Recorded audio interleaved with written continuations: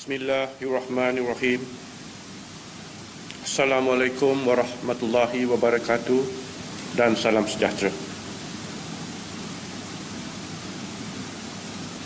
Maha suci Allah yang menguasai segala kerajaan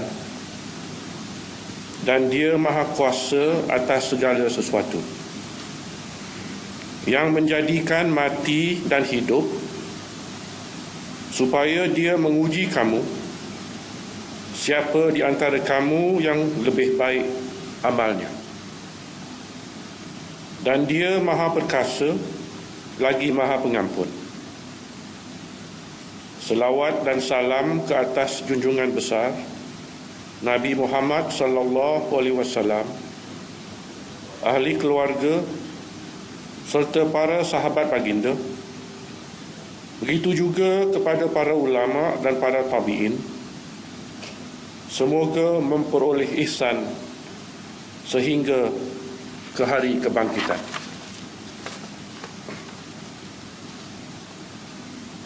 Susulan kehilangan sokongan majoriti melalui usul undi percaya semasa berlangsungnya mesyuarat ketiga tahun ketiga Dewan Negeri yang bersidang pada 4 Disember 2020, Ahli Dewan Negeri Cenderiang yang berhormat Datuk Seri Ahmad Faizal bin Datuk Azumu menyembahkan watikah memaklumkan kedudukan beliau sebagai Menteri Besar Perak terjejas secara langsung berdasarkan peruntukan Fasal 1 Perkara 12 dan Perkara 16(6) Bahagian pertama Undang-Undang Tubuh Kerajaan Negeri Perak Darul Ridwan. Dengan itu, beliau mempersembahkan hasrat meletak jawatan sebagai Menteri Besar bersama Ahli Majlis Mesyuarat Kerajaan. Permohonan meletak jawatan sebagai Menteri Besar bersama Ahli Majlis Mesyuarat Kerajaan yang dipersembahkan melalui warkah bertarikh 5 Disember 2020 mendapat perkenan beta. Beta menzahirkan titah terima kasih kepada Yang Berhormat Datuk Seri Ahmad Faizal yang telah melaksanakan tugas Menteri Besar sejak 12 Mei 2018. Setelah mendapat perkenan beta 2 kali mengangkat sumpah jawatan. Kali pertama pada 12 Mei 2018 dan kali kedua pada 13 Mac 2020. Beta juga menzahirkan titah terima kasih kepada semua ahli Majlis Mesyuarat Kerajaan atas perkhidmatan yang telah diberikan dalam tempoh perkhidmatan mereka.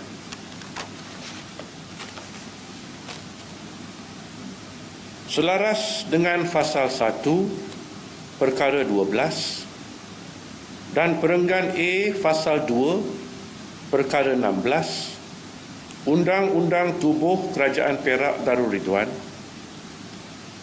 pada timbangan beta, Ahli Dewan Negeri Kota Tampan boleh mendapat kepercayaan sebahagian besar daripada ahli-ahli Dewan Negeri untuk dilantik sebagai Menteri Besar yang baru. Beta menzahirkan tahniah kepada Yang Berhormat Datuk Sarani bin Muhammad yang telah diperkenankan untuk diberikan amanah dan tanggungjawab sebagai Menteri Besar kepada kerajaan beta. Jawatan dan kuasa ialah kurniaan ilahi. Selaras dengan firman Allah Subhanahu wa taala melalui ayat 26 surah Ali Imran bermaksud, katakanlah wahai Muhammad, wahai Tuhan yang mempunyai kuasa pemerintahan, Engkaulah yang memberi kuasa pemerintahan kepada sesiapa yang Engkau kehendaki, dan Engkaulah yang mencabut kuasa pemerintahan dari sesiapa yang Engkau kehendaki. Engkaulah juga yang memuliakan sesiapa yang Engkau kehendaki, dan Engkaulah yang menghina sesiapa yang Engkau kehendaki. Dalam kekuasaan Engkau sahaja adanya segala kebaikan. Sesungguhnya Engkau Maha Kuasa atas tiap-tiap sesuatu. Insan beriman akan menghayati sepenuhnya inti pati ayat berkaitan. Sesungguhnya punca kuasa yang dimiliki bersumberkan Allah Subhanahu wa taala, lantas akan mengabdikan seluruh kesetiaan kepada ilahi.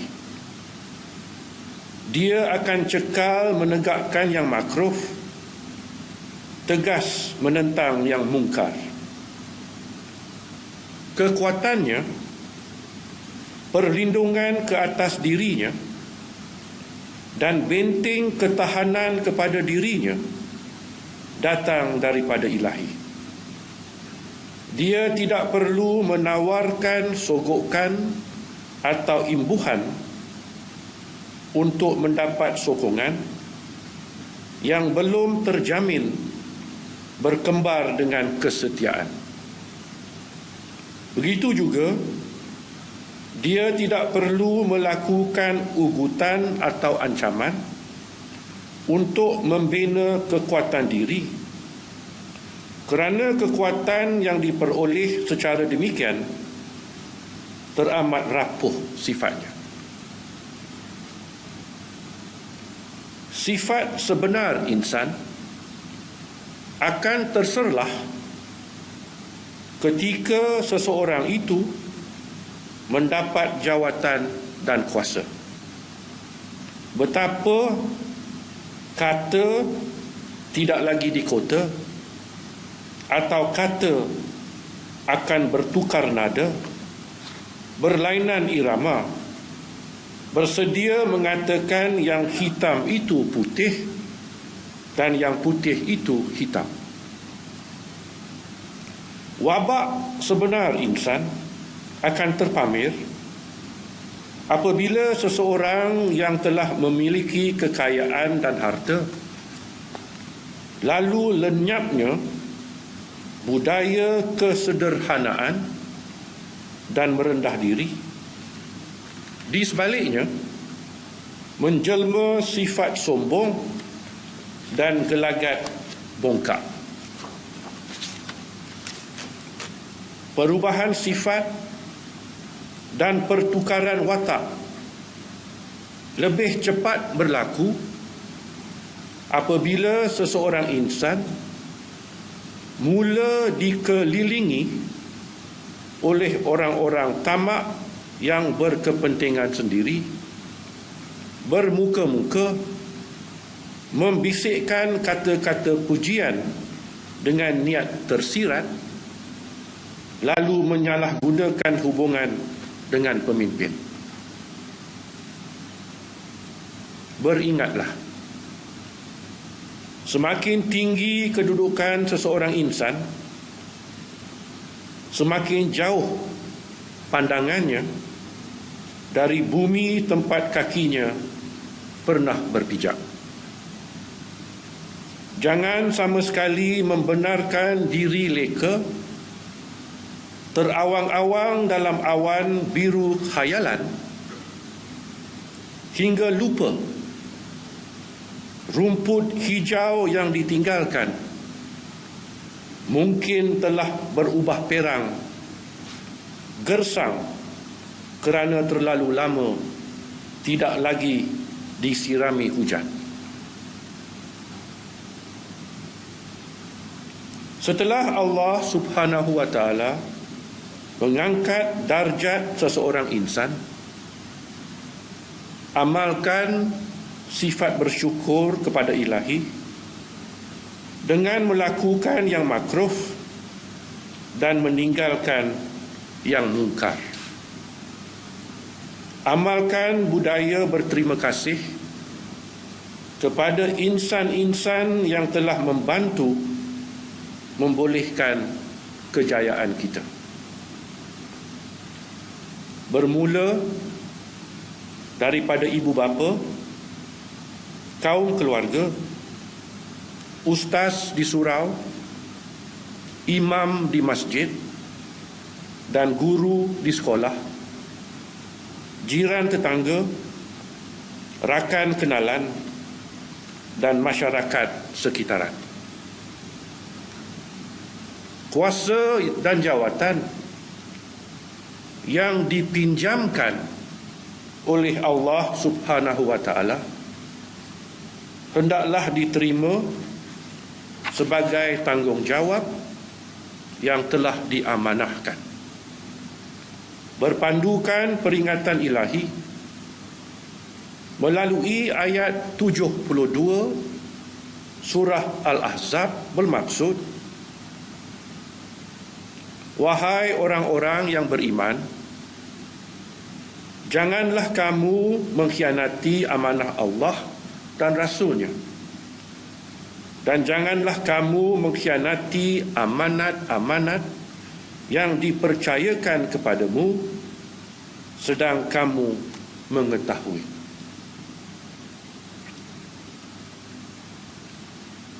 Sejak berlangsungnya pilihan raya umum ke-14, sudah 3 kali istiadat pelantikan menteri besar dilakukan. Perkara yang mencatatkan sejarah baru yang tidak pernah berlaku dalam sesuatu penggal Dewan Negeri sebelum ini. Tetapi perkara ini bukanlah sejarah yang mahu dibanggakan. Perkara yang berlaku akan tercatat dalam sejarah sebagai cerminan kegagalan dan bukannya kejayaan. Kegagalan kepimpinan dalam kalangan ahli-ahli politik mendapat jaminan sokongan padu secara konsisten untuk membolehkan fikiran dan tenaga ditumpukan mentadbir urus negeri secara terbaik bagi kepentingan rakyat. Setiap ahli Dewan Negeri dipilih rakyat kerana rakyat mempercayai anda. Rakyat meletakkan harapan bahawa anda akan dapat membantu untuk menambah baik kawasan tempat tinggal mereka, membantu menyediakan pelbagai keperluan dan perkhidmatan, membantu meningkatkan taraf ekonomi mereka, serta membantu memenuhi sebanyak mungkin keperluan sosial mereka. Rakyat dalam semua kawasan Dewan Negeri, sama ada diwakili oleh Adun Perikatan Nasional atau Pakatan Harapan, sama ada orang Melayu, orang asli, orang Cina dan orang India. Begitu juga penganut Islam, penganut Kristian, penganut Hindu dan penganut Buddha, serta yang berpegang kepada pelbagai kepercayaan, mempunyai keperluan yang sama, menanggung penderitaan yang sama, memiliki harapan yang sama, menagih perhatian yang sama. Semua rakyat di negeri ini, Melayu, orang asli, Cina, India, Islam, Kristian, Hindu dan Buddhis ialah makhluk ciptaan ilahi. Kesemua mereka rakyat Duli Yang Maha Mulia Paduka Seri Sultan Perak. Kesemuanya mahukan sebuah negeri yang aman lagi makmur, dengan pemerintahan yang melaksanakan keadilan dan membina kerukunan agar rakyat hidup dalam semangat saling menghormati, penuh harmoni. Rakyat jelata, terutama dalam kalangan berpendapatan rendah dan miskin,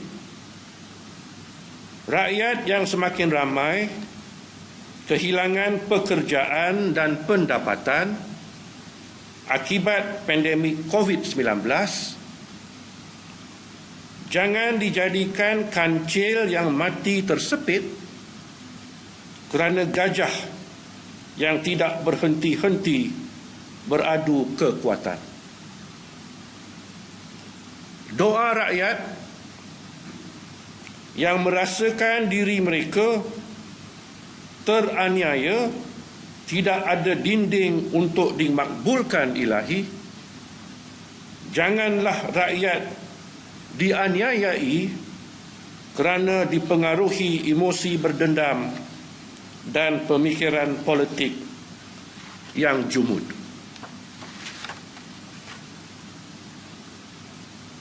Tanggungjawab dan amanah tidak harus sama sekali dipandang ringan atau diringankan.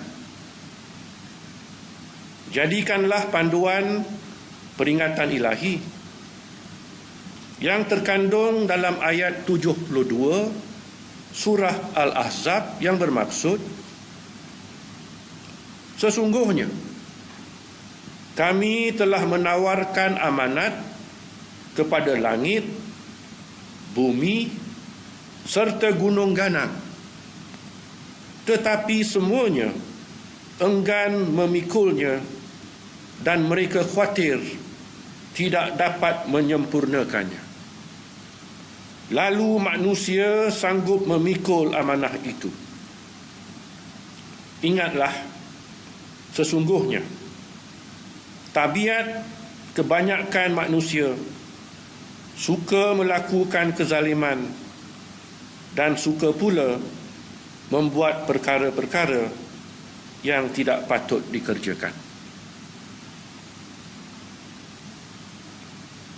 Amanah yang telah diserahkan akan dinilai oleh ilahi pada hari kebangkitan di Mahkamah Rabbul Jalil.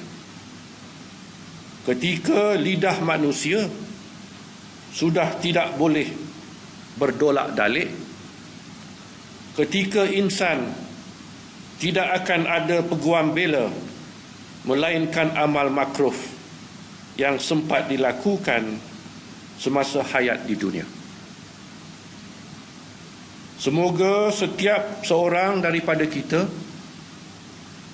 daripada sultan yang bertakhta di singgahsana pemerintahan hingga kepada setiap rakyat jelata di serata negeri dilimpahi nur ilahi, menyinarkan panduan ketika memenuhi amanah.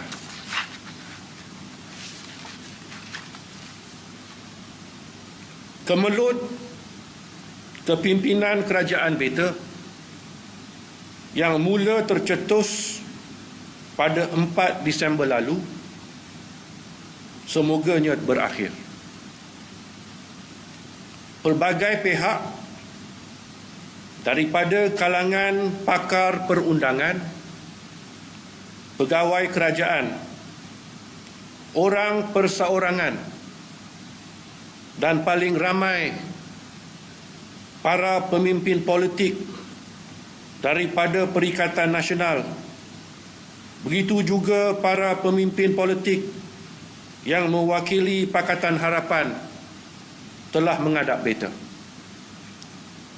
Kesemua mereka mempunyai niat dan tujuan yang murni mahu membantu agar kemelut yang berlaku dapat ditangani. Pelbagai cadangan, pandangan, pendapat dan saranan telah dipersembahkan dengan hasrat membantu Beta merungkaikan kekusutan yang dihadapi. Kepada semua mereka, Beta menzahirkan penghargaan tinggi. Beta amat menghargai petugas-petugas media yang berkampung di hadapan Istana Kinta di bawah terik panas matahari dan dibasahi hujan, melaksanakan tugas secara tekun lagi komited, melaporkan dan menyiarkan berita secara bertanggungjawab kepada rakyat jelata yang mengikuti perkembangan yang sedang berlaku. Demikian juga kepada para anggota polis Diraja Malaysia yang telah membantu mengawal keadaan, membolehkan pelbagai pihak melaksanakan tugas masing-masing secara tenteram dan teratur. Penghargaan Beta kepada Yang Berhormat Yang di-Pertua Dewan Negeri, Setiausaha Kerajaan Negeri, Penasihat Undang-Undang Negeri, pegawai-pegawai kerajaan dan ahli-ahli Dewan Negara Perak yang telah bekerjasama dalam semangat saling membantu, saling nasihat menasihati, memastikan segala urusan kerajaan tidak terjejas dan kemelut yang dihadapi berjaya ditangani secara bijaksana. Semoga segala khidmat bakti tersebut diterima ilahi sebagai amal makruf yang diberikan ganjaran dunia, ganjaran akhirat. Amin ya rabbul alamin. Wabillahi taufik wal hidayah. Wassalamualaikum warahmatullahi wabarakatuh.